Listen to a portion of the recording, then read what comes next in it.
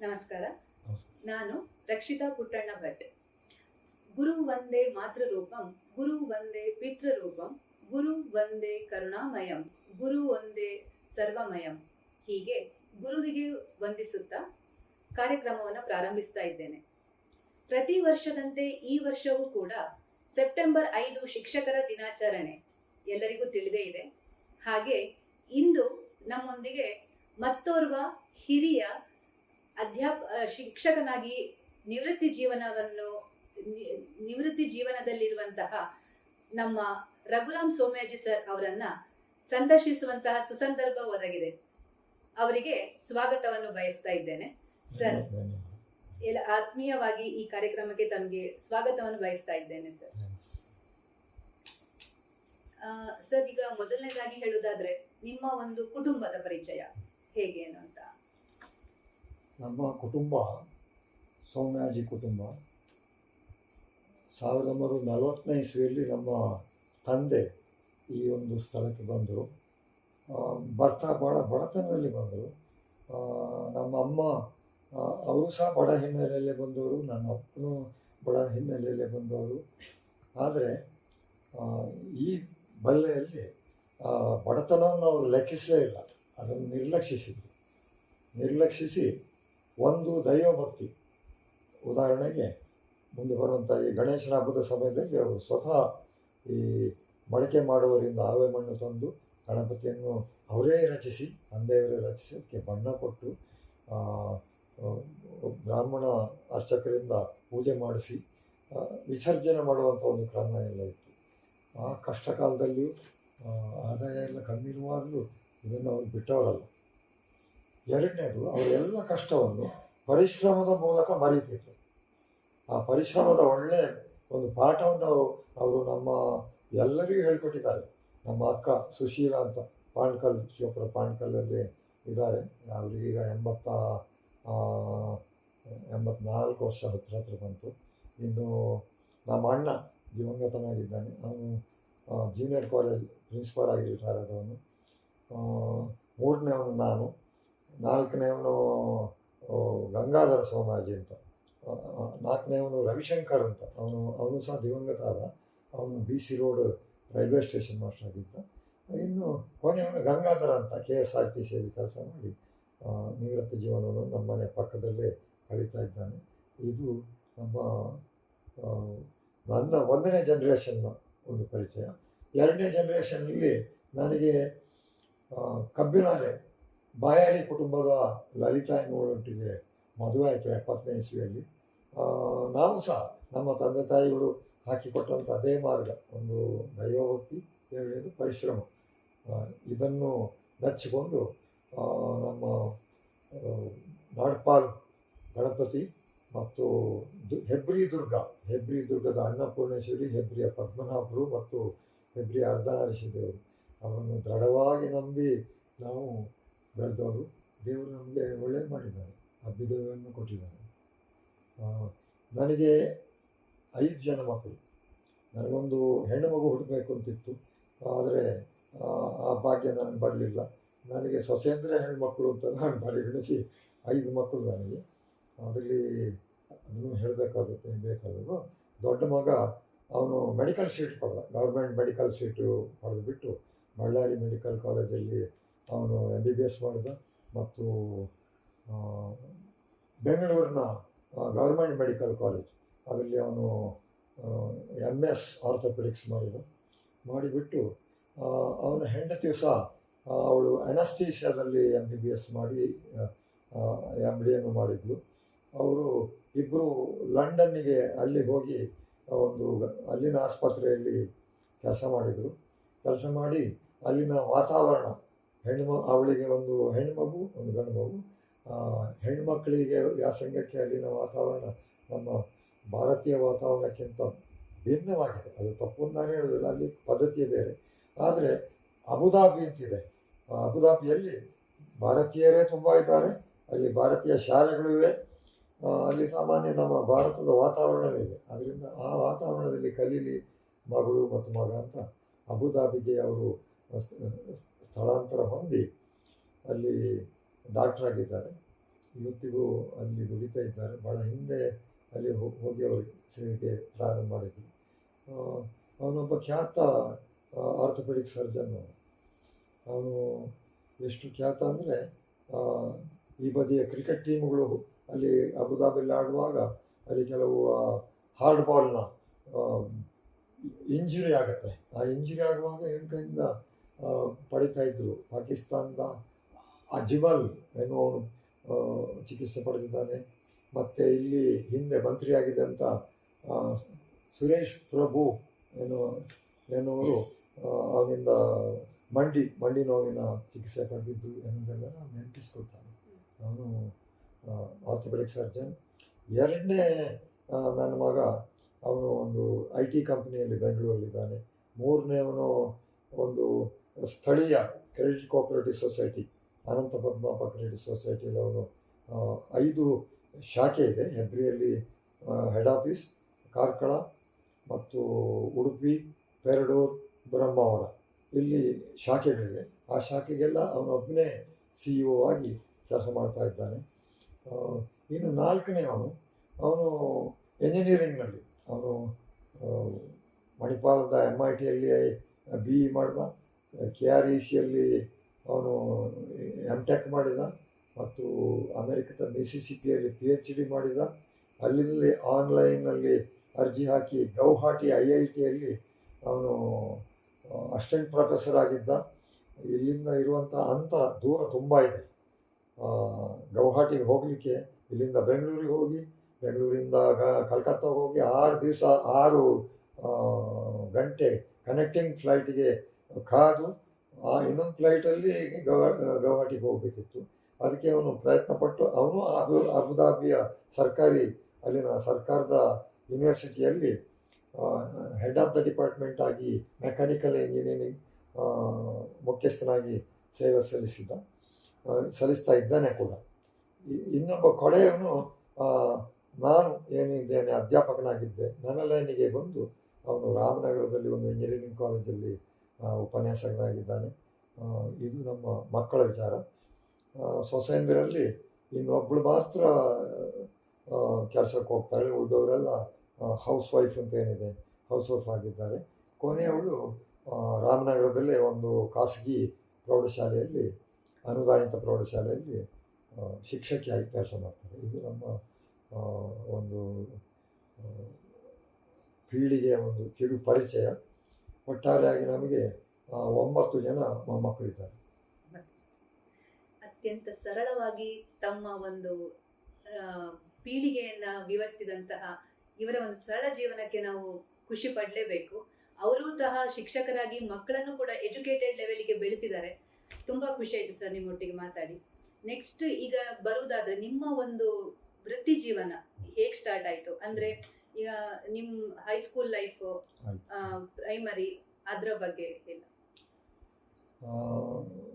Madam, ನಾನು ನನ್ನ ಪ್ರಾಥಮಿಕ ಶಿಕ್ಷಣವನ್ನು ಹೆಬ್ರಿ, ಈಗ ಸರ್ಕಾರಿ ಹಿರಿಯ ಪ್ರಾಥಮಿಕ ಶಾಲೆ ಏನಿದೆ, ಆಗ ಬೋರ್ಡ್ ಎಲಿಮೆಂಟ್ರಿ ಅಂತೆಲ್ಲ ಕರೀತಿತ್ತು. ಹೆಸರೇನಿದ್ರು ಅದು ಸರ್ಕಾರಿ ಶಾಲೆನೇ ಅಥವಾ ಸರ್ಕಾರಿ ಸಂಸ್ಥೆಯಿಂದ ನಡೆಯುವಂಥ ಶಾಲೆ. ಬೋರ್ಡ್ ಎಲಿಮೆಂಟ್ರಿ ಶಾಲೆ ಕನ್ನಡ ಮಾಧ್ಯಮದಲ್ಲೇ ಕಲಿತವನು. ಅದಾದ ನಂತರ ಹೆಬ್ರಿಯ ಬೋರ್ಡ್ ಹೈಸ್ಕೂಲ್, ಈಗ ಏನು ಗೌರ್ಮೆಂಟ್ ಜೂನಿಯರ್ ಕಾಲೇಜ್ ಆಗಿದೆ, ಅಲ್ಲಿ ನನ್ನ SSLC ವ್ಯಾಸಂಗವನ್ನು ಮಾಡಿದೆ. ಅದಾದ ನಂತರ ಪೂರ್ಣ ಪ್ರಜ್ಞಾ ಕಾಲೇಜ್ನಲ್ಲಾನು ನನ್ನ BA ಮಾಡಿದೆ. BA ಮಾಡಿ ಆಗ TMA ಪೈ ಕಾಲೇಜ್ ಆಫ್ ಎಜುಕೇಷನಿಗೆ ಅದೇ ಹೆಸರಿತ್ತು. ಆ TMA Pai college of education ನನ್ನ B.Ed ಮಾಡಿದೆ. ಮತ್ತು ಕರ್ನಾಟಕ ಯೂನಿವರ್ಸಿಟಿಯಲ್ಲಿ ನಾನು MA ಮಾಡಿದೆ. MA ಮಾಡಿ ಅಲ್ಲಿ ಉಡುಪಿ ಸಮೀಪದ ಮಲ್ಲಿಗೆ ಹೂವಿಗೆ ಹೆಸರುವಾಸಿಯಾದಂಥ ಶಂಕರಪುರದ ಆಚೆಯಲ್ಲಿರುವಂಥ ಆ ಇನ್ನಂಜೆಯಲ್ಲಿ ನಾನು 4 ವರ್ಷ ಶಿಕ್ಷಕನಾಗಿ ಹೈಸ್ಕೂಲ್ ಶಿಕ್ಷಕನಾಗಿ ಕೆಲಸ ಮಾಡಿದೆ. ಹೈಸ್ಕೂಲ್ ಶಿಕ್ಷಕನಾಗಿ ಕೆಲಸ ಮಾಡುವಾಗ ಆಮೇಲೆ 1970ರಲ್ಲಿ ನನಗೆ ಮದುವೆ ಬೇರೆ ಆಯಿತು. ನನಗೆ ಅವರು ನಮ್ಮ ಬೀಗರ ಕಡೆಯವರು ಎಲ್ಲ ಶ್ರೀಮಂತರು, ನಾವೆಲ್ಲ ಬಡ ಹಿನ್ನೆಲೆಯಲ್ಲಿ ಬಂದವರು. ಆ ಕ್ಷಣದಿಂದಲೇ ನನಗೊಂದು ಛಲ ಬಂತು, ನಾವು ಈ ಹಂತದಲ್ಲಿದ್ದರೆ ನಾವು ಅವರಿಗೆ ಸಮಬಲವಾಗಿ ಆದರೂ ಇರಬೇಕು ಬೀಗರಿಗೆ ಅಂತ ಒಂದು ಛಲ ಬಂದು ನಾನು MAಗೆ ಹೇಗೂ ನಾನು ಕಟ್ಟಿ ಪಾಸಾದೆ. ಜೊತೆಗೆ KPSC Karnataka civil service, Karnataka Pradesh public KPSC public service commission, ಅದರಲ್ಲಿ ಪರೀಕ್ಷೆ ಕೂತೆ KES ಅಂದರೆ ಕರ್ನಾಟಕ ಎಜುಕೇಷನ್ ಸರ್ವಿಸ್ಗೆ ಕೂತು ಅದರಲ್ಲಿ ನಾನು ಆಯ್ಕೆಯಾಗಿ ನನಗೆ ನನ್ನ ರ್ಯಾಂಕ್ 125 ಜನರಲ್ಲಿ ನನಗೆ 7ನೇ ರ್ಯಾಂಕ್, ಮೊದಲನೇ ರ್ಯಾಂಕು ಸಿಕ್ಕಿತು. ಅದು ಸಿಕ್ಕಿದ್ರಿಂದ ನನ್ನ 26ನೇ ವಯಸ್ಸಿನಲ್ಲಿ ನಾನು ಬೆಳಗಾವಿಯ ಚಿಂತಾಮಣಿರಾವ್ ಜೂನಿಯರ್ ಕಾಲೇಜಲ್ಲಿ ಪ್ರಾಂಶುಪಾಲನಾಗಿ ಸೇರಿಕೊಂಡೆ. ಬಹುಶಃ ಇಷ್ಟು ಸಣ್ಣ ಪ್ರಾಯದಲ್ಲಿ ಆ ಒಂದು ಹುದ್ದೆ ಯಾರಿಗೂ ಸಿಕ್ಕೋದಿಲ್ಲ. ಸಿಕ್ಕಿದ್ದು ಸ್ವಲ್ಪ ಅದರಿಂದ ಅಡೆತಡೆ ಉಂಟು. ನಾನು ಅಷ್ಟು ಬೇಗ ಪ್ರಿನ್ಸಿಪಾಲ್ ಆದ್ದರಿಂದ ಸ್ವಲ್ಪ ಕೆಲಸದ ಹೊರೆಯಿಂದಾಗಿ ನಮ್ಮ ಕೂದಲೆಲ್ಲ ಬಾಳ್ದಾದ್ದು ನೀವೇ ನೋಡ್ತಾ ಇದ್ದೀರ. ಅಲ್ಲಿಂದ ಮನೆಯಿಂದ ಒತ್ತಡ ಬಂತು. ನಮ್ಮ ತಂದೆ ಸ್ವಲ್ಪ ಅನಾರೋಗ್ಯಕ್ಕೆ ತುತ್ತಾದರು. 75ನೇ ಇಸ್ವಿಯಲ್ಲಿ ನಾನು ಮತ್ತೆ ಬಂಟ್ವಾಳ BO ಆಗಿ, ಆಗ ಅದನ್ನು AO ಅಂತ ಕರೀತಿದ್ರು, ಈಗ BO ಅಂತ. ಹೆಸರು ಮಾತ್ರ ವ್ಯತ್ಯಾಸ, ಕಾರ್ಯಭಾರ ಎಲ್ಲ ಅದೇ ಇತ್ತು. ಅಲ್ಲಿ 75ನೇ ಇಸ್ವಿಯಿಂದ 80ನೇ ಇಸ್ವಿವರೆಗೆ ನಾನು ಅಲ್ಲಿ ಬಂಟ್ವಾಳ BO ಆಗಿದ್ದೆ. BO ಆಗಿರುವಾಗ ಇಲ್ಲಿ ಮನೆಯಲ್ಲಿ ತಾಯಿ ಮತ್ತೆ ಅನಾರೋಗ್ಯಕ್ಕೆ ತುತ್ತಾದರು. ನನ್ನ ತಮ್ಮಂದಿರಿಂದ ಒತ್ತಡ ಬಂತು, ನೀನು ಸ್ವಲ್ಪ ಹತ್ತಿರ ಬರಬೇಕು, ನೀನು ಅಲ್ಲಿ ಅಷ್ಟು ದೂರ ಇದ್ದರೆ ನಮಗೆ ಇಲ್ಲಿ ಈ ಮನೆ ಮತ್ತು ಆಗ ನಾವೆಲ್ಲ ಬೇಸಾಯ ಮಾಡ್ತಿತ್ತು, ನೋಡ್ಕೊಳ್ಳಿಕ್ಕೆ ಆಗೋದಿಲ್ಲ, ಮತ್ತು ಸ್ವಲ್ಪ ಸಂಸಾರ ನಡೆಸಲಿಕ್ಕೂ ನಿನಗೆ ಇಲ್ಲಿ ಒಳ್ಳೆಯದಾಗ್ತದೆ, ನೀನು ಸಂಬಳದಿಂದ ಸ್ವಲ್ಪ ಒಂದು ಪಾಲು ಕೊಟ್ಟರೆ ಇಲ್ಲೇ ಮನೆಯಲ್ಲಿ ಊಟೋಪಚಾರ ಎಲ್ಲ ಮುಗಿಸ್ಕೊಂಡು ಇದ್ದರೆ ನನಗೂ ಒಳ್ಳೆಯದು ಅಂತ ಹೇಳಿದಾಗ ನಾನು ಅಲ್ಲಿ ಒಬ್ಬರು ನಮ್ಮ ಮಂತ್ರಿಯಾಗಿ ಸುಬ್ಬಯ್ಯ ಶೆಟ್ಟಿ ಅಂತ ಇದ್ದರು, ಮಾನ್ಯ ಸುಬ್ಬಯ್ಯ ಶೆಟ್ಟಿ, ಅವರ ಒಂದು ಪ್ರಯತ್ನದಿಂದ ನನಗೆ ಹೆಬ್ರಿ ಜೂನಿಯರ್ ಕಾಲೇಜಿಗೆ ಪ್ರಿನ್ಸಿಪಾಲ್ ಆಗಿ ನಾನು ನೇಮಿಸಿದರು. ಅದೇ ಸಮಯದಲ್ಲಿ ಸರಿಯಾಗಿ ಅವರ ಕಿವಿಗೂ ನಮ್ಮ ಹೆಬ್ರಿ ಜೂನಿಯರ್ ಕಾಲೇಜಲ್ಲಿ ಸ್ವಲ್ಪ ವಿದ್ಯಾರ್ಥಿಗಳ ಪುಂಡಾಟ ಇತ್ಯಾದಿ ಶಿಸ್ತಿನ ಸಮಸ್ಯೆ ಬಗ್ಗೆ ಎಲ್ಲ ಅವ್ರ ಕಿವಿ ಬಿದ್ದಿತ್ತು. ನೀವು ಹೋಗಿ 1ನೇ ದಿವಸದಲ್ಲೇ ನೀವು ಆ ಶಿಸ್ತು ಕಾಪಾಡಬೇಕು, ಮತ್ತು ಶೈಕ್ಷಣಿಕವಾಗಿ ಆ ಶಾಲೆಯನ್ನು ಮುಂದಕ್ಕೆ ತರಬೇಕು ಇತ್ಯಾದಿ ಕೆಲವು ಕಿವಿ ಮಾತನ್ನು ಹೇಳಿದರು. ನಾನು ಇಲ್ಲಿ ಸೇರಿದ 1ನೇ ದಿವಸದಿಂದಲೇ ಅಂಥ ಶಿಸ್ತನ್ನು ತರಲಿಕ್ಕೆ ಪ್ರಯತ್ನ ಮಾಡಿದ್ದೆ. ಮತ್ತು ಎಲ್ಲ ನನ್ನ ಅಧ್ಯಾಪಕ ಮತ್ತು ಲೆಕ್ಚರರ್ ಅವರ ಸಹಕಾರದಿಂದ ಅದು ನನಗೆ ಸಾಧ್ಯ ಆಯಿತು. ಸಾಕಷ್ಟು ಸುಧಾರಣೆ ಮಾಡಲಿಕ್ಕೆ ನನಗಾಯಿತು. ಇಲ್ಲಿ ಒಂದು SSLC ಪರೀಕ್ಷೆಗೆ ಬ್ರಹ್ಮಾವರಕ್ಕೆ ಹೋಗಬೇಕಾಗಿತ್ತು. ನಾನು ಬಂದ ಮರು ವರ್ಷದಿಂದ ಅದನ್ನು ನಾನು ಹೆಬ್ರಿಗೆ ತರಿಸ್ಕೊಂಡೆ. ಕೆಲವು ಕಟ್ಟಡಗಳಾದವು. ಒಂದು ಪ್ರೀ ಸ್ಕೂಲ್ ಎಜುಕೇಷನ್ ಅಂತ ಒಂದು ಜಾಬ್ ಓರಿಯೆಂಟೆಡ್ 2 ವರ್ಷ ನಾವು ನಡೆಸಿತು. ಮತ್ತು ಅದಕ್ಕೆ ನಮಗೆ ಬೇಕಾದಂಥ ಸಿಬ್ಬಂದಿ ಸಿಕ್ಕಲಿಲ್ಲ. ಆದ್ದರಿಂದ ಅದನ್ನು ಭಾಳ ದುಃಖದಿಂದ ಮುಚ್ಚಬೇಕಾಯಿತು. ಅದರಲ್ಲಿ ಕಲಿತವರು ಕೆಲವರೆಲ್ಲ ಈ ಶಿಕ್ಷಕ ವೃತ್ತಿಗೆ ಬಂದಿದ್ದಾರೆ. ಇಲ್ಲಿಂದ ನನಗೆ ಮತ್ತೆ ಮಂಗಳೂರಿನ BEd ಕಾಲೇಜು ಪ್ರೊಫೆಸರ್ ಕೆಲಸಕ್ಕೆ ವರ್ಗಾವಣೆ ಆಯಿತು. ಅಲ್ಲಿ ಕೆಲಸ ಮಾಡಿದೆ. ಅಲ್ಲಿಂದ ತುಂಬ ವರ್ಷ BEd ಕಾಲೇಜಲ್ಲಿ ನಾನು ಪ್ರೊಫೆಸರ್ ಆಗಿ, ಆಮೇಲೆ ಅದೇ ಕಾಲೇಜಿನ ಪ್ರಿನ್ಸಿಪಾಲ್ ಆಗಿದ್ದೆ. ಮಧ್ಯದ 2 ವರ್ಷ ಬೇರೆ ಕಡೆ ಹೋಗಬೇಕಾಗಿತ್ತು, ಅದನ್ನು ಹೇಳ್ತೇನೆ ನಾನು. ಆಮೇಲೆ ಅದು CT ಆ ಕಾಲೇಜಿಗೆ ಅಪ್ಗ್ರೇಡ್ ಆಯಿತು. ನನಗೆ ಪ್ರಮೋಷನ್ ಸಿಕ್ಕಿದಾಗ ನಾನು BEd ಕಾಲೇಜಿಗೆ ಪ್ರಮೋಷನ್ ಸಿಕ್ಕಿ ಅದು ಕಾಲೇಜ್ ಆಫ್ ಟೀಚರ್ ಎಜುಕೇಷನ್ ಆಯಿತು. BEd ಕಾಲೇಜ್ ಹೋಗಿ ಅಂದರೆ BEd ಕಲಿಸೋದ್ರ ಜೊತೆಯಲ್ಲಿ ಅಖಂಡ ಅಂದರೆ ಅವಿಭಜಿತ ದಕ್ಷಿಣ ಕನ್ನಡ ಜಿಲ್ಲೆಯ ಎಲ್ಲ ಹೈಸ್ಕೂಲ್ ಶಿಕ್ಷಕರಿಗೆ ಅವರವರ PT ಮಾಸ್ಟರ್ ಆದರೆ PT ಮಾಸ್ಟರ್ಗೆ ಟ್ರೈನಿಂಗ್, ಹಿಂದಿ ಮಾಸ್ಟರ್ ಆದರೆ ಹಿಂದಿಗೆ, ಸಂಸ್ಕೃತ ಈ ವಿಷಯದಲ್ಲಿ ಸೇವಾಂತರ್ಗತ ತರಬೇತಿ ಕೊಡುವಂಥದ್ದು. ಸೇವೆಯಲ್ಲಿರುವಾಗಲೇ ಒಂದು ವಾರದ ತರಬೇತಿ ಇದನ್ನೆಲ್ಲ ಕೊಡುವಂಥ CTE college of teacher education ಶಿಕ್ಷಣ ಮಹಾವಿದ್ಯಾಲಯದ ಅದರದ ರೀಡರ್ ಆಗಿದ್ದೆ. ಆ ರೀಡರ್ ಎನ್ನುವುದು DDPIಗೆ ಸಮಾನ. ಆಮೇಲೆ ಅದರದ್ದೇ ಪ್ರಿನ್ಸಿಪಾಲ್ ಆಗಿ ಬಂದೆ. ಮಧ್ಯದಲ್ಲಿ 1 ವರ್ಷ ಕೋಲಾರ DDPI ಆದೆ. ಇನ್ನೊಂದು ಕೋಲಾರದಿಂದ ವರ್ಗಾವಣೆ ಹೊಂದಿ ದಕ್ಷಿಣ ಕನ್ನಡಕ್ಕೆ ಬಂದು ಅಖಂಡ ಅಂದರೆ ಅವಿಭಜಿತ ದಕ್ಷಿಣ ಕನ್ನಡ ಜಿಲ್ಲೆಯಲ್ಲಿ 1 ವರ್ಷ DDPI ಆದೆ. ಇನ್ನು CT ಅಂದರೆ college of teacher education principal ಎನ್ನುವಂಥದ್ದು ಸಹ ನಿರ್ದೇಶಕ ಜಾಯಿಂಟ್ ಡೈರೆಕ್ಟರ್ ಅದಕ್ಕೆ ಸರಿ ಸಮಾನವಾದ ಹುದ್ದೆ. ಆ ಹುದ್ದೆಯಲ್ಲಿ ನಾನು 2000 ಇಸ್ವಿವರೆಗೆ 2000ವರೆಗೆ ಅದರ ಪ್ರಿನ್ಸಿಪಾಲ್ ಆಗಿದ್ದು, 2000 ಇಸ್ವಿಯಲ್ಲಿ ನಾನು ಡೈರೆಕ್ಟರ್ ಆಗಿ ಬೆಂಗಳೂರಿಗೆ ಆಯ್ಕೆಯಾದೆ. ಅದು ನಮ್ಮ ಶಿಕ್ಷಣ ಇಲಾಖೆಯಲ್ಲಿ ಅತ್ಯುನ್ನತ ಹುದ್ದೆ, ಅಲ್ಲಿ ಸಿಗಬಹುದಾದ ಅತ್ಯುನ್ನತ ಹುದ್ದೆ. ಅದರ ಮೇಲಿನ ಹುದ್ದೆಗಳೆಲ್ಲ ಕಮಿಷನರ್ ಇತ್ಯಾದಿಗಳು IAS ಆದವರಿಗೆ ಮಾತ್ರ ಸಿಕ್ಕುವುದು. IASನವರು ಸೇರ್ಪಡೆಗೊಳ್ಳುವಂಥ ಹುದ್ದೆ ನಾವು ನಿವೃತ್ತಿ ಆಗುವಾಗ ಸಿಕ್ಕುವಂಥ ಹುದ್ದೆಗೆ ಸರಿಯಾಗಿರ್ತದೆ. ಅದು IASನ ಒಂದು ಮಹತ್ವ. ಈ ರೀತಿಯಲ್ಲಿ ನಾನು ಸೇವಾ ಜೀವನ ಮಾಡಿದೆ. ನಿವೃತ್ತಿ ಆಗುವಾಗ ಡೈರೆಕ್ಟರ್ ಆಫ್ ಸೆಕೆಂಡ್ರಿ ಎಜುಕೇಷನ್, ಮಾಧ್ಯಮಿಕ ಪ್ರೌಢಶಾಲೆ ಮಾಧ್ಯಮಿಕ ಶಿಕ್ಷಣದ ನಿರ್ದೇಶಕನಾಗಿ ನಾನು 2005ರಲ್ಲಿ ಅಕ್ಟೋಬರಲ್ಲಿ ನಿವೃತ್ತಿಯಾದೆ. ನಿವೃತ್ತಿಯಾದ ದಿನಾನೇ ನಾನು ವಾಹನವನ್ನೇರಿ ನನಗೆ ಬಸ್ಸಲ್ಲೇ ಬಂದು ನಮ್ಮ ಪುಣ್ಯಭೂಮಿ, ದೇವರ ಭೂಮಿಯಾಗಿತ್ತು. ಆನಂತರ ನಮ್ಮ ಪಿತೃಗಳ ಭೂಮಿ, ನಮ್ಮ ಕರ್ಮಭೂಮಿ, ಜನ್ಮಭೂಮಿ, ಅಲ್ಲಿ ಸೇರ್ಕೋಬೇಕಂದ್ರೆ ಇಲ್ಲಿವರೆಗೆ ಇಲ್ಲೇ ಇರ್ತೀನಿ. ಈಗ ಸರ್, ನಿಮ್ಮ ಒಂದು ಶಿಕ್ಷಣ ಇದು ವೃತ್ತಿ ಜೀವನ ಏನು ಅಂತ ಹೇಳಿದ್ರಿ.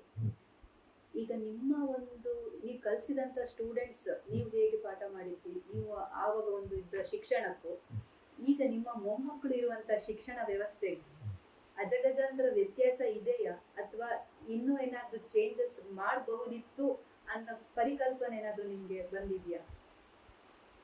ನಮ್ಮ ಅಂದಿನ ದಿನಕ್ಕೆ ಅದು ಸರಿಯಾದ ಶಿಕ್ಷಣ. ಯಾಕಂದರೆ ಅಂದಿನ ಬೋರ್ಡ್ ಹೈಸ್ಕೂಲ್ಗಳಿದ್ದು ನಂತರ ಗೌರ್ಮೆಂಟ್ ಇದ್ದಂಥ ಹೈಸ್ಕೂಲುಗಳು ಬಹಳ ಒಳ್ಳೆಯ ಗುಣಮಟ್ಟದ ಸಂಸ್ಥೆಗಳು. ಅದು ತಾಲೂಕು ಬೋರ್ಡ್ ಆಗಿದ್ದಾಗ ಬಂದಂತಹ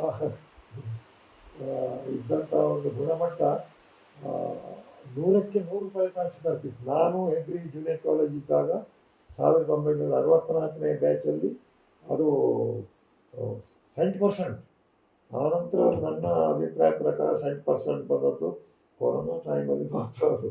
ಅದು ಕೊರೋನಾ ಉತ್ತೇಜಿತ ರಿಸಲ್ಟ್. ಇತ್ತೀಚೆಗೆ 2000 ಆಸುಪಾಸಲ್ಲಿ ಬಂದಂಥ ಆ ಫಲಿತಾಂಶ ಎಲ್ಲರೂ ಉತ್ತೇಜನ ಮಾಡುವಂಥ ಒಂದು ಸರ್ಕಾರಿ ಪಾಲಿಸಿ ಪ್ರಕಾರ ಬಂದಂಥ ರಿಸಲ್ಟ್. ನಮ್ದಾಗಲ್ಲ, ವಿದ್ಯಾರ್ಥಿಗಳೇ ಮತ್ತು ಅಧ್ಯಾಪಕರೇ ಶ್ರಮಿಸಿ ಬಂದಂಥ ರಿಸಲ್ಟ್ ಅದು. 1964ರ SLC ಬ್ಯಾಚಿನ ರಿಸಲ್ಟ್. ಒಳ್ಳೆ ಸಂಸ್ಥೆಗಳು. ಅನಂತರವೂ ಒಳ್ಳೆಯ ಡೆಡಿಕೇಟೆಡ್ ಅಂದರೆ ಸೇವಾ ಮನೋಭಾವದ ಲೆಕ್ಚರರ್ಸು, ಶಿಕ್ಷಕರು ಆ ಟೈಮಲ್ಲಿ ಆ ಸಮಯದಲ್ಲಿ ಇದ್ದರು. ಅಪವಾದ ಇಲ್ಲ ಅಂತ ನಾನು ಹೇಳೋದಿಲ್ಲ. ಆಗಲೂ ಬ್ಲ್ಯಾಕ್ ಶೀಪ್ ಅಂತ ಏನು ಕರೀತಾರೆ ಅಂಥವ್ರು ಆಗಲೂ ಇದ್ದರು, ಆದರೆ ಸಂಖ್ಯೆ ಕಮ್ಮಿ ಇತ್ತು. ಆಮೇಲೆ ಏನಾಯಿತು ಅಂದರೆ ಸ್ವಲ್ಪ ನಮ್ಮ ದಕ್ಷಿಣ ಕನ್ನಡದ ಶಿಕ್ಷಕರು ಅಂತ ನಾನು ಭೇದ ಭಾವ ಮಾಡೋದಿಲ್ಲ, ಹೊರ ರಾಜ್ಯದವರು ಅವರು ಒಳ್ಳೆಯ ಶಿಕ್ಷಕರು ಇದ್ದಾರೆ ಸಹ. ಇಲ್ಲಿ ಬಂದಾಗ ಸ್ವಲ್ಪ ಈ ಭಾಷೆಯ ತೊಡಕುಗಳು, ಇದೆಲ್ಲ ಇಲ್ಲಿ ವಾಸದ ತೊಡಕು, ಇದೆಲ್ಲ ತೊಡಕಿನಿಂದ ಅವರಿಗೆ ತಮ್ಮ ಪೂರ್ಣ ಸಾಮರ್ಥ್ಯ ಬಳಸಲಿಕ್ಕೆ ಸಾಧ್ಯ ಆಯಿತು ಅಂತ ನಾನು ಒಪ್ಪಿಕೊಳ್ಳೋದಿಲ್ಲ. ಆದರೆ ಇಲ್ಲಿನ ಲೋಕಲ್ ಶಿಕ್ಷಕರು, ಮಾಸ್ಟರ್ ಶಿಕ್ಷಕರು, ಅವರನ್ನು ನಾನು ಇಂದಿಗೂ ನೆನಪಿಸ್ಕೊಳ್ತೇನೆ. ನಮ್ಮ ಅಕ್ಕನೇ ಸುಶೀಲಾ ಟೀಚರ್. ನಾನು ಬೆಳಗ್ಗೆ ಯೋಗ ಮಾಡುವಾಗ ಅವಳನ್ನು ನೆನೆಸ್ಕೊಳ್ತೇನೆ. ಆಚಾರ್ಯ ದೇವೋ ಆಚಾರ್ಯ ಸುಶೀಲಾ, ಆಚಾರ್ಯ ದೇವೋ ಆಚಾರ್ಯ ಸ್ಟೆಲ್ಲಾ. ಪ್ರಾಥಮಿಕ ಶಿಕ್ಷಣದಲ್ಲಿ ಸ್ಟೆಲ್ಲಾ ಟೀಚರ್ ಇದ್ದಿದ್ದು ನಾನು ಪ್ರಾರಂಭದಲ್ಲಿ. ಮಕ್ಕಳನ್ನು ಪ್ರೀತಿಸಿ ಪಾಠ ಮಾಡುವವರು, ವಿಷಯವನ್ನು ಪ್ರೀತಿಸಿ, ವೃತ್ತಿಯನ್ನು ಪ್ರೀತಿಸಿ ಪಾಠ ಮಾಡುವಂಥ ಶಿಕ್ಷಕಿ ಅಷ್ಟೆಲ್ಲ. ಎಲ್ಲೋ ದೂರದಿಂದ ಅಧಿಕಾರ ಆ ಕಡೆಯಿಂದ ಬಂದವರು. ಅವರನ್ನು ನಾನು ಇವತ್ತು ನೆನೆಸ್ಕೊಳ್ತೇನೆ. ಜಿನರಾಜ್ ಅಂತ ಕನ್ನಡ ಪಂಡಿತರಿದ್ದರು. ಅವರ ಭಾಷಣ, ಅವರ ಪಾಠ ಅದು ನಮ್ಮನ್ನು ಈ ಮಟ್ಟಕ್ಕೆ ತಂತು ಅಂತ ಹೇಳಿದ್ರು ತಪ್ಪಾಗಲಿಕ್ಕಿಲ್ಲ. PC ಹಂದೆ ಅಂತ ಒಬ್ಬರು ಸೈನ್ಸ್ ಮಾಸ್ಟರ್ ಇದ್ದರು. ಗಣಿತ ಮತ್ತು ವಿಜ್ಞಾನಕ್ಕೆ ಅವರೊಮ್ಮೆ ಪಾಠ ಮಾಡಿದ್ರು ಸಾಕು, ಅದನ್ನು ಕೇಳಿದರೆ ಸಾಕು, ಮತ್ತು ಆ ವಿಷಯದಲ್ಲಿ ಓದುವ ಅಗತ್ಯವಿಲ್ಲ ಅಂತಂಥ ಶಿಕ್ಷಕರು ಇದ್ದರು. ಈಗ ಶಿಕ್ಷಕರು ಇದ್ದಾರೆ. ಈಗ ಚಿತ್ರಣ ಬದಲಾಗಿದೆ, ಇಂಗ್ಲೀಷ್ ಮಾಧ್ಯಮದ ವ್ಯಾಮೋಹ ಬಂದಿದೆ. ತಪ್ಪಂತ ಹೇಳೋದಿಲ್ಲ, ಅದು ಕಾಲದ ಮಹಿಮೆ. ಅದು ಈಗ ಐಟಿಯಲ್ಲಿ ಕೂತ್ಕೊಂಡು ನೀನು ಕನ್ನಡ ಮಾಧ್ಯಮದಲ್ಲಿ ಕಲಿದೆ ಏನಿಲ್ಲ. ನನ್ನ ಮಗ, ನನ್ನ ಗಂಡ ಮಕ್ಕಳೆಲ್ಲರೂ ಹೈಸ್ಕೂಲ್ವರೆಗೆ, ಯಾಕೆ PUCವರೆಗೂ ಕನ್ನಡ ಮಾಧ್ಯಮ.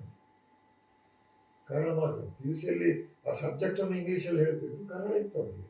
SSLCವರೆಗಂತೂ ಖಂಡಿತ ಕನ್ನಡ ಮಾಧ್ಯಮದಲ್ಲಿ ಕಲ್ತವರು. ಅವರಿಗೇನು ಕಷ್ಟ ಆಗಲಿಲ್ಲ. ಅವರು ಲಂಡನ್ನಲ್ಲಿ ಜೀವನ ಸಾಗಿಸಿದ್ರು, ಮೆಡಿಕಲ್ ಎಜುಕೇಷನ್ ಮಾಡಿದರು. ಯಾಕೆ ಒಂದು ಭ್ರಮೆ ಅದು. ನಾವು ಆ, ಈಗ ಐ ಟಿಯಲ್ಲಿದ್ದ ನನ್ನ ಮಗನು ಬೆಂಗಳೂರು ಹೈಸ್ಕೂಲ್ಗೆ ಹೋಗಿದ್ದ ಆ ಟೈಮಲ್ಲಿ, ಹೋಗಿ ಕಲ್ತವನು, ಅಲ್ಲಿಯೂ ಕನ್ನಡ ಮಾಧ್ಯಮನೇ. ಅವನಿಗೆ ಐ ಟಿ ಕಂಪ್ನಿ ಸೇರಲಿಕ್ಕೆ ತೊಂದರೆ ಆಗಿಲ್ಲ, ಅಲ್ಲಿ ಅವನು ಸೇರಿದ್ದ. ಆದರೆ ಒಂದು ಏನು ಹೇಳ್ತಾರೆ ಅಂದರೆ, ಇಂಗ್ಲೀಷಲ್ಲಿ ಕಲಿತ್ರೆ ಇಂಜಿನಿಯರಿಂಗ್ ಮಾಡಲಿಕ್ಕೆ ಸುಲಭ ಆಗ್ತದೆ, ನೀಟ್ ಪರೀಕ್ಷೆಗೆ ಸಿ ಇ ಟಿಗೆ ಕೂತ್ಕೊಳ್ಳಿಕ್ಕೆಲ್ಲ ಸುಲಭ ಆಗ್ತದೆ ಅಂತ ಹೇಳ್ತಾರೆ. ಅದು ಅಷ್ಟು ಅದಕ್ಕೆ ಒಂದು ಏನು ಲಾಜಿಕ್ ಇಲ್ಲ, ಅದು ತರ್ಕಬದ್ಧವಾದ ಒಂದು ವಿಚಾರ ಅಲ್ಲ. ಅಂತೂ ಒಂದು ವ್ಯಾಮೋಹ ಬಂದ್ಬಿಟ್ಟಿದೆ, ಎಲ್ಲರೂ ಸೇರಿಸ್ತಾರೆ, ಬಡವರಾದರೂ ಸಾಲ ಮಾಡಿ ಆದರೂ ಕಳಿಸ್ತಾರೆ ಅಂತಲ್ಲ. ಹೀಗಿರುವಾಗ ನಾನು ಅದನ್ನು ಟೀಕಿಸುವ ತಪ್ಪಾದ ಅವರ ಒಂದು ಪರಮಾಧಿಕಾರ, ನಮ್ಮ ಮಕ್ಕಳು ಎಲ್ಲಿ ಕಲಿಬೇಕು ಅಂತ ಹೇಳುವಂಥದ್ದು ಅವರ ಪರಮಾಧಿಕಾರ, ಅವರು ಕಲಿತಾರೆ. ಈಗಲೂ ಇಂಗ್ಲೀಷ್ ಮೀಡಿಯಂ ಶಾಲೆಯಲ್ಲಿ ಕೆಲಸ ಮಾಡ್ತಾರೆ ಚೆನ್ನಾಗಿ. ಅದಕ್ಕೂ ಇರುವ ವ್ಯತ್ಯಾಸ ನಾನು ಈಗ ಏನು ಹೇಳೋದಂದ್ರೆ, ಶಾಲೆಗಳ ಸಂಖ್ಯೆಯನ್ನು ಹೆಚ್ಚಿಸಿಬಿಟ್ರು. ಹೈಸ್ಕೂಲು ಸರ್ಕಾರದಲ್ಲಿ ಸಹ ಪ್ರಾಥಮಿಕ, ಯಾಕಂದರೆ ಮಗುವಿಗೆ ಹತ್ತಿರದಲ್ಲಿ ಶಾಲೆ ಸಿಗಬೇಕು ಅಂತ. ಇದರ ಪರಿಣಾಮ ಏನಾಯಿತು ಅಂದರೆ, ತಾಲೂಕು ಮಟ್ಟದ ಮತ್ತು ಜಿಲ್ಲಾ ಮಟ್ಟದ, ರಾಜ್ಯ ಮಟ್ಟದ ಅಧಿಕಾರಿಗಳಿಗೆ ಈ ಒಳ ಪ್ರದೇಶದಲ್ಲಿರುವಂಥ ಶಾಲೆಗಳಿಗೆ ಭೇಟಿ ಕೊಟ್ಟು ತಪಾಸಣೆಯನ್ನು, ಅವರಿಗೆ ಮಾರ್ಗದರ್ಶನವನ್ನು ಇದೆಲ್ಲ ಮಾಡಲಿಕ್ಕೆ ಸ್ವಲ್ಪ ಕಷ್ಟ ಆಗ್ತಾ ಇದೆ. ಖಾಸಗಿ ಶಾಲೆ ಆದರೆ ಏನಂದರೆ, ಅವರ ಎಲ್ಲ ಡೈರೆಕ್ಟ್ರು, ಜಾಯಿಂಟ್ ಡೈರೆಕ್ಟ್ರು, D D P I, B O, school inspectors ಎಲ್ಲ ಅಲ್ಲೇ ಆ ಕಮಿಟಿ ಮೆಂಬರ್ಸೇ ಅವರ ಕೆಲಸವನ್ನು ವೀಕ್ಷಿಸುವವರಿದ್ದಾರೆ. ಅವರ ಕೆಲಸದಲ್ಲಿ ಹಸ್ತಕ್ಷೇಪ ಮಾಡುವಂಥ, ನಮ್ಮನ್ನೊಬ್ಬರು ನೋಡ್ತಾರೆ ಅಂತ ಇರುವಾಗ, ಮತ್ತು ನಮ್ಮದೇನಾದರೂ ಲೋಪ ಇದ್ದರೆ ಹೇಳ್ತಾರೆ ಎನ್ನುವರು ಅದೇ ಸ್ಥಳದಲ್ಲಿದ್ದಾರೆ, ಲೋಕಲ್ ಇದ್ದಾರೆ. ಕಾರ್ಕಳದಿಂದ ಅದು ಹೆಬ್ರಿಗೇನು ಬಿ ಒ ಬಂದಿಲ್ಲ, ಕಾರ್ಕಳದಿಂದ ಬಂದು ಆ ಬಿ ಒ ಎಷ್ಟು ಶಾಲೆ ಹೋಗಲಿ ಸಾಧ್ಯ, ಅಷ್ಟು ಶಾಲೆ, ಪ್ರಾಥಮಿಕ ಶಾಲೆ ಸಂಖ್ಯೆ ಹೆಚ್ಚಾಗಿದೆ. ಡಿ ಡಿ ಪಿ ಐ, ಈಗ Udupi D D P I ಇಲ್ಲಿರುವಂಥ ನೂರಾರು ಹೈಸ್ಕೂಲಿಗೆ ಎಲ್ಲಿ ಹೋಗ್ಲಿಕ್ಕೆ ಅವರಿಗೆ ಈಗ ಮತ್ತೆ ವ್ಯವಸ್ಥೆಗಳು ಸ್ವಲ್ಪ ವ್ಯತ್ಯಾಸ ಆಗಿ ಮೀಟಿಂಗ್ ಇರುತ್ತೆ, ತುಂಬ ಮೀಟಿಂಗ್, ವಾರಕ್ಕೆ 3-4 ಮೀಟಿಂಗ್, ಒಂದು ಮೀಟಿಂಗ್ ಇಡೀ ದಿವಸ ಕಬಳಿಸ್ತದೆ. ಇಂಥ ಎಲ್ಲ ಒಂದು ವ್ಯವಸ್ಥೆ ಬಂದಿದೆ. ಆಗ ನಾನು ಡಿ ಡಿ ಪಿ ಆಗಿದ್ದಾಗ ಈ ಮೀಟಿಂಗ್ಗಳ ಸಂಖ್ಯೆ ಭಾಳ ಕಮ್ಮಿ ಇತ್ತು. ಈಗ ತುಂಬ ಸ್ಕೀಮ್ಸ್ ಆಗಿದೆ, ಸರ್ಕಾರದ ಸ್ಕೀಮ್ಸ್ ಆಗಿದೆ. ಅದರಲ್ಲಿ ಶಿಕ್ಷಣದ ವಿಭಾಗದಲ್ಲೂ ಕೆಲವು ಸ್ಕೀಮ್ ಇದೆ, ಬಿಸಿ ಊಟದ ಸ್ಕೀಮ್ ಅಂತ, ಟೆಕ್ಸ್ಟ್ ಬುಕ್ ಫ್ರೀ ಇತ್ಯಾದಿ. ಆಗಲೂ ಸ್ವಲ್ಪ ಇತ್ತು. ಈ ಮಟ್ಟದಲ್ಲಿ ನಮಗೆ ನಮ್ಮ ಸಮಯ ಹಾಳಾಗ್ತಿರ್ಲಿಲ್ಲ. ನಾನು ಬಂಟ್ವಾಳದಲ್ಲಿದ್ದಾಗ ಆಗ ಜೀಪ್ ಇರಲಿಲ್ಲ ಬಿ ಒಗೆ. ನಾನು ಅಡ್ಡೇನಡ್ಕ, ವಿಟ್ಲ, ಪುತ್ತೂರು, ಕೆಳಗಡೆ ಹೋಗಿ ಕೇರಳದ ಪ್ರದೇಶದಲ್ಲಿ ಹೋಗ್ಬೇಕು. ಅಂತಹ ಜಾಗ ಇದೆ, ಪಕಳಕುಂಜ, ಬಾಳೆಲ, ಇಂಥ ದುರ್ಗಮ ಪ್ರದೇಶಕ್ಕೆ ಹೋಗಿ ಸ್ಕೂಲಿಗೆಲ್ಲ ಹೋಗಿದ್ದೆ. ಆಗಲೂ ಸಹ ಶಿಕ್ಷಕರಿದ್ದರು. ನಾನು ದನಕ್ಕೆ ಹುಷಾರಿಲ್ಲ, ನಾನು ಶಾಲೆಗೆ ಬರಲಿಕ್ಕಾಗಲಿಲ್ಲ, ರಜೆ ಅರ್ಜಿ ಕಳಿಸ್ಲಿಕ್ಕಾಗಲಿಲ್ಲ ಅಂತ ಎಲ್ಲ ವಾಗ್ವಾದ ಮಾಡುವಂಥ ದೊಡ್ಡ ದೊಡ್ಡ ತೋಟ ಸೌಕಾರರು ಮೇಷರಾಗಿದ್ದರು. ಆದರೆ ನಾನು ಬಿಡ್ತಿರ್ಲಿಲ್ಲ ಅವರಿಗೆ. ನೀವು ಮೂಲತಃ ನೀವು ಪಶುಪಾಲಕರಲ್ಲ, ನೀವು ನಿಮ್ಮ ಮೂಲ ಉದ್ಯೋಗ ನಿಮ್ಮದು ಅಧ್ಯಾಪಕ ವೃತ್ತಿ, ಇದೇನಿದ್ರು ನೀವು ಮಾಡಿ, ನಿಮ್ಮ ಶಾಲೆ ನಂತರ ಸಂದರ್ಭದಲ್ಲಿ ಮಾಡಿ ಅಂತ ಅವರಿಗೆಲ್ಲ ನೋಟಿಸ್ ಕೊಟ್ಟು ದಾರಿಗೆ ನಾನು ತುಂಬ ಪ್ರಯತ್ನ ಮಾಡಿದ್ದೇನೆ. ಅದೇ ಥರ ಅಧ್ಯಾಪಕರಿಗೆ ಸಹಾಯವನ್ನು ಮಾಡಿದ್ದೇನೆ. 7 ವರ್ಷದಿಂದ ಒಂದು ಶಾಲೆ ಅಧ್ಯಾಪಕರ ಕಚ್ಚಾಟದಿಂದ ಸಂಬಳ ನಿಂತಿತ್ತು, ಮಧ್ಯಸ್ಥಿಕೆ ಮಾಡಿ ಅದನ್ನೆಲ್ಲ ನಾನು ತರಿಸಿಕೊಂಡೆ. ಅವರಿಗೆ ಆ ಸೇವಾ ಸೌಲಭ್ಯವೂ ಸಹ ಸಿಕ್ತು. ಇಂಥದ್ದು ಅವರಿಗೆ ಸಹಾಯವನ್ನು ಮಾಡಬೇಕು, ಅವರಿಂದ ಕೆಲಸವನ್ನು ತಗೊಳ್ಬೇಕು, ಇಂಥ ವಾತಾವರಣ ಆಗ ಇತ್ತು. ಈಗ ಎಲ್ಲ ಅಧಿಕಾರಿಗಳು ಮೀಟಿಂಗ್, ಇನ್ನು ಗ್ರಾಮ ಸಭೆ ಇತ್ಯಾದಿಗಳಲ್ಲೆಲ್ಲ ಅದು ತಪ್ಪು ಅಂತೂ ಹೇಳೋದಿಲ್ಲ. ಈಗ ಪರಿಸ್ಥಿತಿ ಆಗಿದೆ, ಅದಕ್ಕೆ ಅಡ್ಜಸ್ಟ್ ಆಗದೆ ನಿರ್ವಾಹ ಇಲ್ಲ. ಆದ್ದರಿಂದ ಆಯಾ ಕಾಲಕ್ಕೆ ಆಯಾ ವಾತಾವರಣ, ನಾವು ಯಾರಿಗೂ ಟೀಕೆ ಮಾಡಲಿಕ್ಕಾಗುತ್ತಿಲ್ಲ. ಯಾರು ತಪ್ಪು ಇಲ್ಲ, ಯಾರಿಗೂ ತಪ್ಪು ಇಲ್ಲ, ಪರಿಸ್ಥಿತಿ ಆಗಿದೆ. ಸರ್, ಇವಾಗ ಶಿಕ್ಷಣ ವೃತ್ತಿ ಬಗ್ಗೆ ಹೇಳಿದ್ರಿ, ನಿಮ್ಮ ಜೀವನದ ಸ್ಟಾರ್ಟಿಂಗ್ ಬಗ್ಗೆ ಹೇಳಿದ್ರಿ, ಮತ್ತೆ ಮಕ್ಕಳ ಬಗ್ಗೆ ಹೇಳಿದ್ರಿ, ನಿಮ್ಮ ವೃತ್ತಿ ಜೀವನ ಹೇಳಿದ್ರಿ. ಹಾಗೆ ನಿಮ್ಮ ಈಗ ಹವ್ಯಾಸಕ್ಕೆ ಬರೋದಾದ್ರೆ ಯಾವ ರೀತಿ ಹವ್ಯಾಸ ನಿಮ್ಗಿದೆ ಅಂತ? ಆಯ್ತಮ್ಮ, ನನಗೀಗ 78 ನಡೀತಾ ಇದೆ, 77 ತುಂಬಿ ಸರ್ಕಾರಿ ಲೆಕ್ಕದಲ್ಲಿ.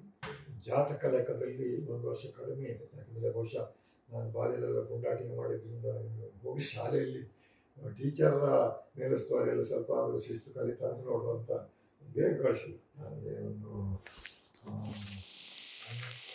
ನಂತರ ಏಪ್ರಿಲ್ ನನ್ನ ನಿಜವಾದಂಥ ಜಾತಕದ ವರ್ಷ. ನನ್ನನ್ನು 15/10/47 ಅಂತ ಅಲ್ಲಿಗೆ ಅಲ್ಲೊಂದು 6 ತಿಂಗಳು ಮೊದಲೇ ಕಲಿಸಿದ್ರು.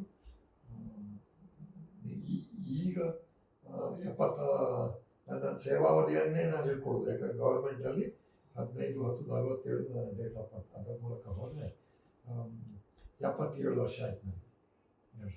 77 ಮತ್ತು 47 2024. ಈ ವಯಸ್ಸಲ್ಲಿ ನಾವು ಸ್ವಲ್ಪ ಜಾಗ್ರತೆ ವಹಿಸಬೇಕು. ಈಗ ವೃದ್ಧಾಪ್ಯದಲ್ಲಿ ಅದು ಬೇಗ ಹೇಳ್ತೇನೆ. ನಾನು 4:05 4:01 ಇರ್ತೇನೆ. ನಮ್ಮೊಂದು ಲೆಕ್ಕಾಚಾರ 4:01 ಅಂತ, ಅದು 5 ಪಂಚಮಕಾರಿಸಿದ್ವಿ. ಅಥವಾ 4:03 ಆದರೆ ಇನ್ನು 7 ಇದ್ದಲ್ಲಿ ಗೇರು ಇರ್ತೇನೆ. ಅದು ಮೂಢನಂಬಿಕೆ ಅಂತ ಹೇಳೋದಿಲ್ಲ, ರೂಢಿ ಮಾತು. ಈಗ ಅದೊಂದು ವಿಶ್ವಾಸ ಉಂಟು. ನಾನು ಅದನ್ನು ನಂಬ್ತೇನೆ. ನೀವು ಬೇಕಾದರೆ ಏನೇ ಹೇಳಿ. ಎದ್ದು ಬಿಟ್ಟು ನಿತ್ಯ ವಿಧಿ ಎಲ್ಲ ಮುಗಿಸಿ ಯೋಗ ಮಾಡ್ತೀನಿ ನಾನು. ಯೋಗ ಅಂದರೆ ಕಠಿಣವಾದಂಥದ್ದಲ್ಲ. ಒಂದು 3/4 ಗಂಟೆ ಯೋಗ ಮಾಡ್ತೇನೆ.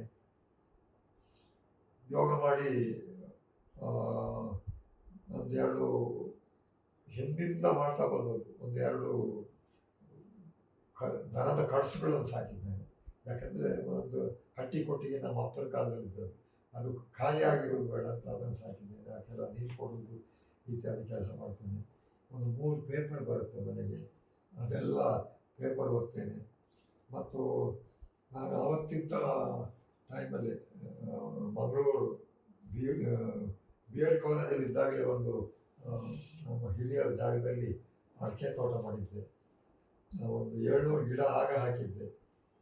ಅದಕ್ಕೆ ಸ್ವಲ್ಪ ನೀರಾವರಿ ವ್ಯವಸ್ಥೆ ಇಲ್ಲದ್ರಿಂದ ಈಗ ಸುಮಾರು ಒಂದು 500 ಗಿಡ ಮಾತ್ರ ಉಳ್ಕೊಂಡಿದ್ದೇನೆ. ನಾನಾ ಕಾರಣಕ್ಕೆ ಅದೆಲ್ಲ ಬಿದ್ದು ಹೋಗಿದೆ. 500 ಇದೆ. ಸ್ವಲ್ಪ ಅದಕ್ಕೆ ಸುತ್ತ ಬರುವಂಥದ್ದಿದೆ. ಮತ್ತು ಮಳೆಗಾಲದಲ್ಲಿ ವಾಕಿಂಗ್ ಮಾಡೋದಿಲ್ಲ ನಾನು ಈ ವಯಸ್ಸಿಗೆ ಬಂದ ಮೇಲೆ. ಬೇಸಿಗೆ ಕಾಲದಲ್ಲಿ ಬಿಸಿಲಿರುವಾಗ ನಮ್ಮ ರೋಡ್ ಇದೆ, ನಮ್ಮ ಮನೆಯಿಂದ ಆ ರೋಡಿಗೆ ಎಲ್ಲನೂ ಇದೆ. ಇಳಿಜಾರು ಇದೆ, ಈಚೆ ಬರುವಾಗ ಏರಿಕೆ ಇದೆ, ಒಂದು ತೋಡು ಸಿಕ್ಕತ್ತೆ, ಮರಗಳು ಇವೆ, ಎಲ್ಲವೂ ಸಿಗ್ತದೆ. ಆಚೆ ರಸ್ತೆಗೆ ಹೋದರೆ ಅಲ್ಲಿ ನಮ್ಮ ನಾಗರಿಕತೆಯವರು ಬರ್ತಾರೆ. ರಿಕ್ಷಾ, ಕಾರು, ಬೈಕು ಓಡಾಡ್ತಾ ಇರ್ತಾರೆ. ಈ ರೀತಿ ಎಲ್ಲದರ ಮಿಶ್ರಣ ಅಲ್ಲಿ ಸಿಗುತ್ತೆ. ಹೀಗೆ ವಾಕಿಂಗ್ ಮಾಡ್ತೇನೆ. ಕಾಲಕ್ಕೆ ಊಟ ಮಾಡಲಿಕ್ಕೆ ಮೊನ್ನೆ ಮಾರ್ಚ್ 12ರವರೆಗೆ ನಾನು ಹೆಂಡ್ತಿದ್ಲು. ಈಗ ನನ್ನ ಸೊಸೆ ನನ್ನ ಭಾಗಕ್ಕೆ, ಅವಳು ನನ್ನ ತಾಯಿ.